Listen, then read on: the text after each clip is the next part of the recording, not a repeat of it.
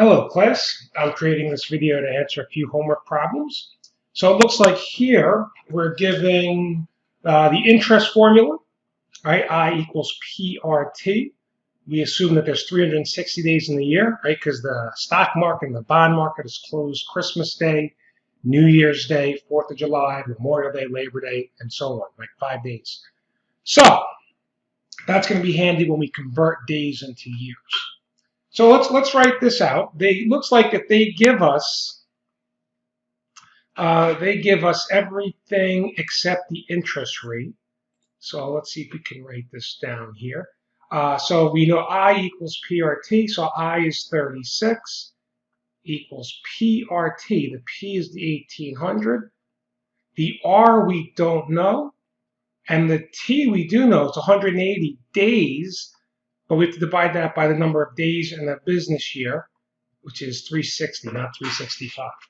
If I was given months, I'd divide by 12. If I was given weeks, I'd divide by 52. If I was given quarters, I'd divide by 4. But in this case, we're given days, so we divide by 360. So how do I get R by itself? I want to get this kind of by itself here. That's a weak arrow on my part. Let's see if I can try that a little better. All right, there we go. So I'm going to divide both sides by everything that's not R. So I'm going to divide by 1800 times 180 over 360, which is really just 1/2. But if I do that on the left side of my equal sign, I also have to do that on the right side of my equal sign. And 180 over 360. So the 1800s will cancel, this cancels, leaving me with just R. Right? So we pull out the calculator, and just be careful with your parentheses, right? We're going to type in 360 divided by. Now, to get the entire denominator by itself, we have to do double parentheses. Whoops, it's the wrong one. Right, here's my 1800 times my 180 divided by 360, and then we close that out. Press enter. Looks like 0.04, but remember, that's R. We want the percent, right? So the interest rate is 0.04, but as a percent, we move the decimal once, twice to get 4%. Check answer. Excellent. Let's keep it moving. Number 5. All right, again, another I equals PRT formula. So it looks like T, they're looking for T. So they give us everything. And for all these problems, if I have 4 variables, they have to give us 3 out of the 4, right? So let me pull up my whiteboard.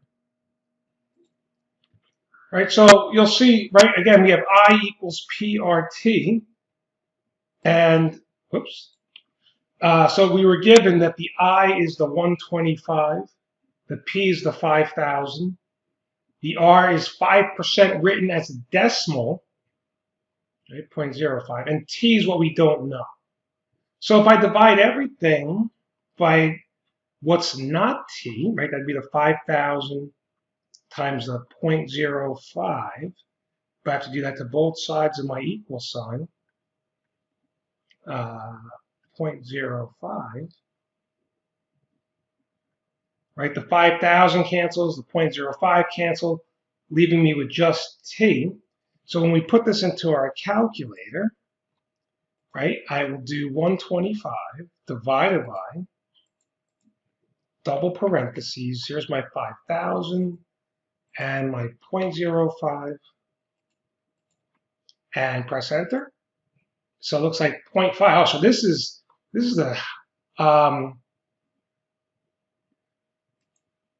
this looks like this is going to be a half of 1 year because T is in years. So 0.5 would be a half a year. So it says type an integer or a decimal. So I think I could just put in 0.5. Let's see if it takes it. Check answer. We get the excellent. It took it. All right, for this next problem, it's a little bit different. So again, I want to pull out my formula sheet. We're going to try something a little different here.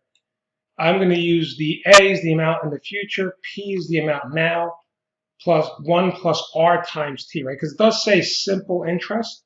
So I'm still going to use this simple interest formula. So we have A equals P times 1 plus RT, and we need to solve for R, right? So again, let's get the whiteboard out. Right, so the formula was A equals P times 1 plus RT. Plug in all the numbers they give us, right? They tell us that A, oops, let me just get my pen to work, right? They told us A was this 4,911.